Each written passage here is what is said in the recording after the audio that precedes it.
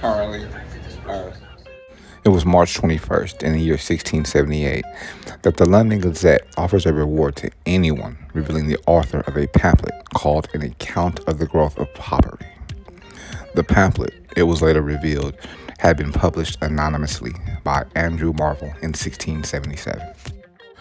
Although today, Marvell is best remembered as the gifted metaphysical poet who composed witty works like To His Coy Mistress in 1681, during his own time, he was known as a political figure and pamphleteer. Educated at Cambridge, Marvell supported himself as a tutor both abroad and at home in England for many years.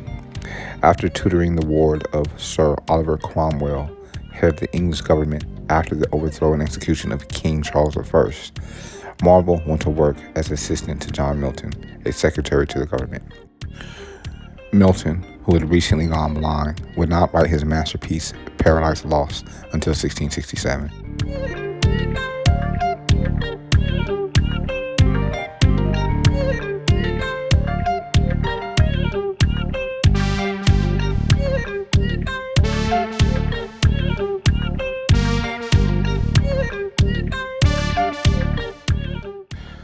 While Marvell had been skeptical of Cromwell, his admiration for the man grew until Cromwell's continuance of paternity in 1659.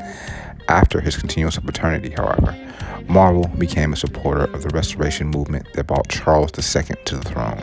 In 1659, Marvell ran for Parliament from his hometown of Hull and won the position, which he held for the rest of his life. Marvell authored many political pamphlets in the 1670s, including the anonymous account of the growth of popery. 3 years after his continuance of paternity in 1678, Marvell's housekeeper, claiming to be his widow, published Miscellaneous Poems. Miscellaneous Poems happens to be the only collection of Marvell's poetic works.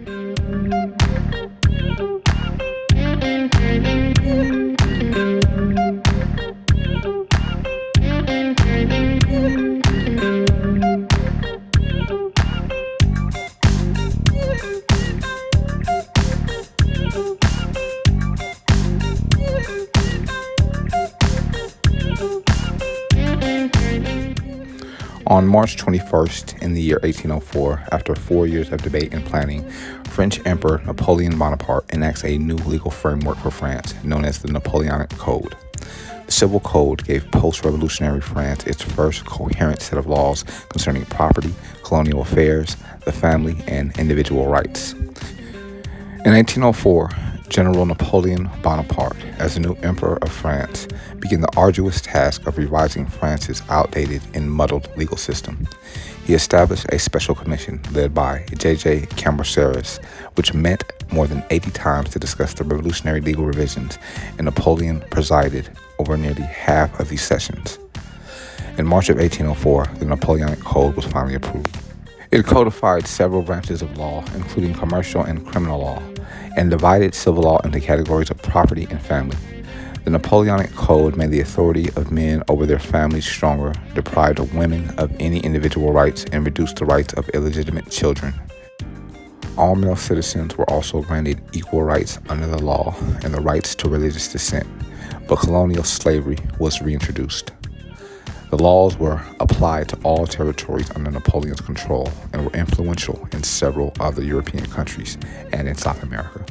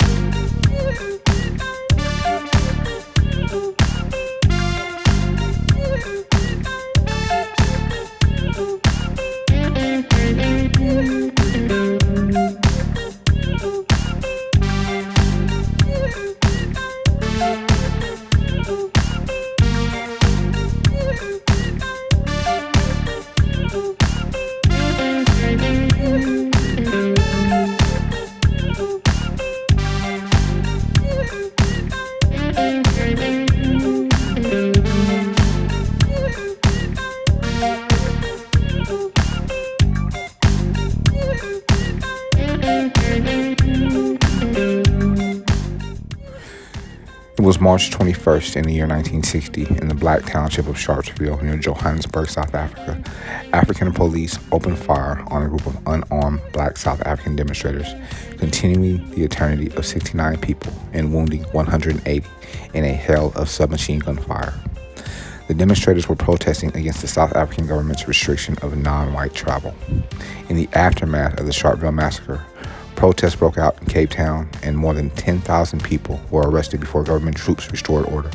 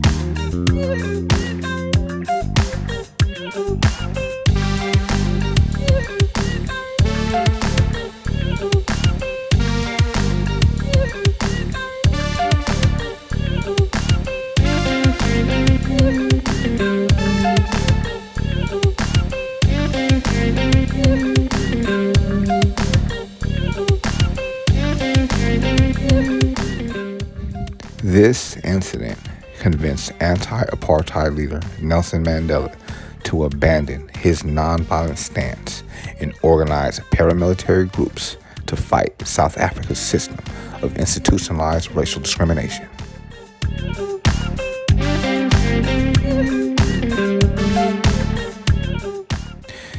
In 1964, after some minor military action, Mandela was convicted of treason and sentenced to life in prison, only for the beautiful circumference to reveal that Nelson Mandela was released after 27 years, and in 1994 he was elected president. And for the record, he was the first black president of South Africa in modern times.